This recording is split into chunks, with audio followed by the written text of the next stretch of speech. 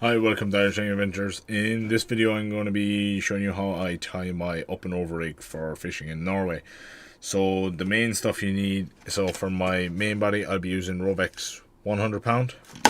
For my hook length I'll be using Rovex 200 pound.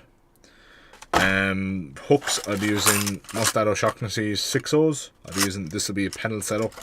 And then just beads I'll be using the power swivels.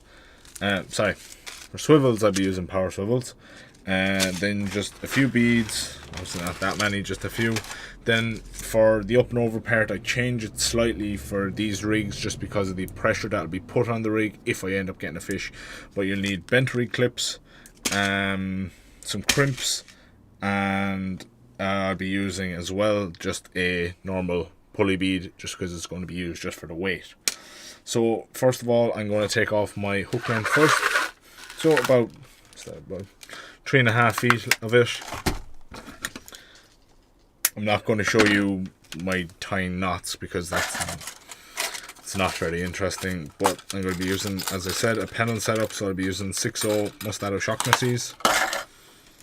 It'll be the same as every other video. I'll be just melting the tag end of the line after it's tied, just to make sure that if in the eventuality that the knot does slip, that there's just one last thing that may hold it. So once you've that tied, again I'll just be cutting off my tag end. So once I've that done, I'll then take off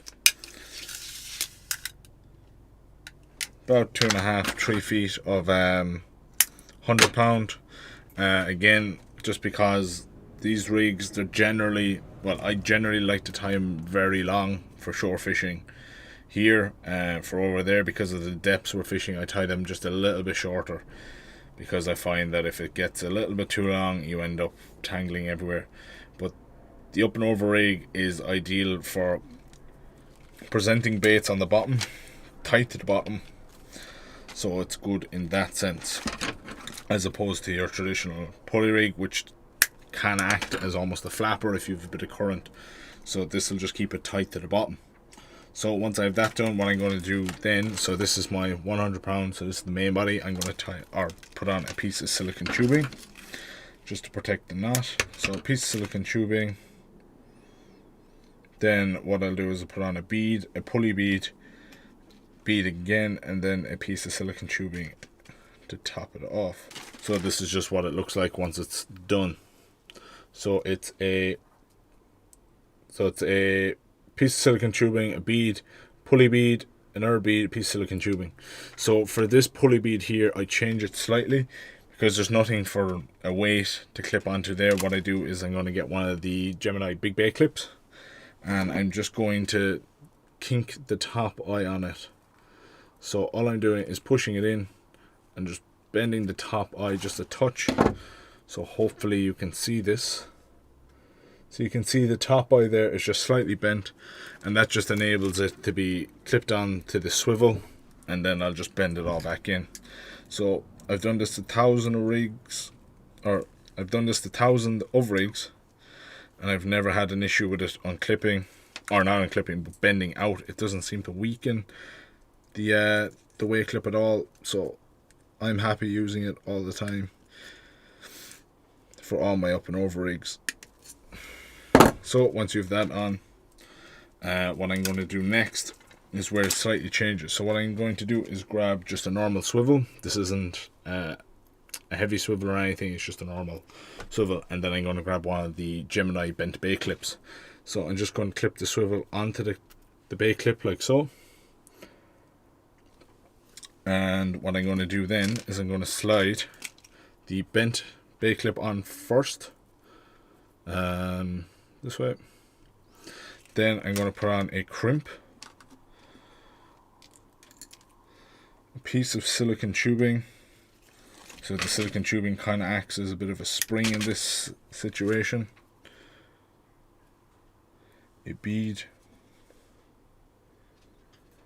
and then the swivel that's attached to the bent bait clip.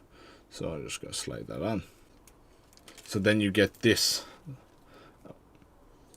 So you can see there now, once I have this all tied up, I'll show you how that works. And then just to top it all off, I'm just going to finish off with one of the power swivels as my top swivel. So what I'll do then is, so this is my top swivel here now, so I keep this up pretty high. So when I'm happy about that far away, what I'll do now is I'll crimp the crimp so it can't move. So it's like that, and then it just enables this to be a small bit of a spring when it comes to casting. The reason I do this as well is you're not putting, so I wouldn't like to have this bent bait clip as my top clip, because I don't think it would handle some of the pressure that the fish would put it under. So at least when I have it this way, the only thing that bent bait clip is being used for is casting, and that's it. It's not, there's no real pressure on it except for just the initial cast, and then after that it's redundant. So all I do is, you can see, I just clip on the weight. I'll just clip this on here, and then you can see that just comes up. It clips on to that bent bait clip that's only used for casting, comes down, and you can see then that that's only going to be used for the cast and not supporting the weight of the fish when it's hooked. And then it's just a nice streamlined package for casting baits at range and keeping the bait tight to the bottom. So that's the way I tie my up and over rig for fishing in Norway for halibut. So if you like that video, please give us a thumbs up. If you'd like, consider subscribing, that'd be fantastic. The next video I'm going to do is a 2-hook flapper that I do for cod. I'm not going to go over the one I use for place and dab, but just because it's the same thing, just different size hooks. So yep, thanks for watching.